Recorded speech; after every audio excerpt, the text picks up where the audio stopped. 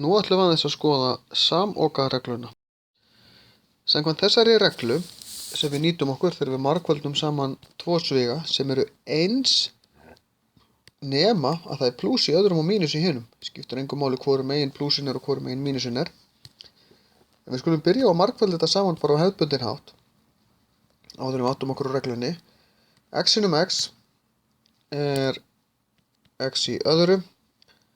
X sinum mínus 4 eru mínus 4x. Plús 4 sinum x eru plús 4x. Og plús 4 sinum mínus 4 eru mínus 16. Það sem að gerist hér sjáðu er að við fáum mínus 4x og plús 4x. Ef við víxluðum á plús og mínus hérna þá myndi þetta víxlast líka. En það er alveg sama. Mínus 4 plús 4 er 0. Miðjan dettur út. Það eina sem situr eftir er mínus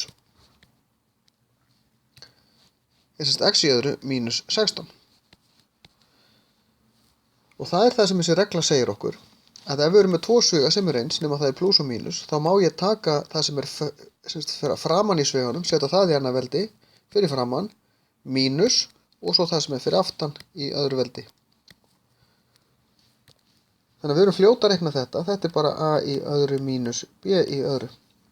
Á sama hátt ef ég væri með x plus 5, x mínus 5, þá er þetta bara x í öðru mínus 25. Þegar ég kann regluna, þá er ég miklu fljótari. Á sama hátt getum við notað þessa reglu þegar við þáttum. Þáttum þetta upp í tvo sviga.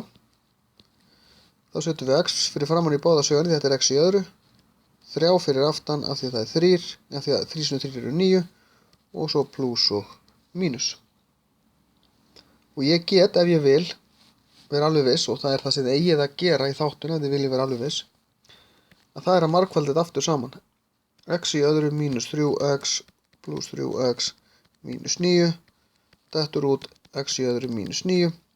Þetta er rétt þáttað. Á sama hátt get ég þáttað þetta í tvo sviga. A fyrir framan í báða svigana, B fyrir aftan, mínus og plús, skiptir engu máli hvað er hvorum megin. Og ef ég margfalda þetta upp aftur þá fæ ég það sem ég byrja með því að miðjan dettur út. Og þetta er það sem ég geri með þessa samokareglu. Hún hjálpar mér og flýtir fyrir mér þegar ég er að þátta og þegar ég er að margfalda saman tvo sviga.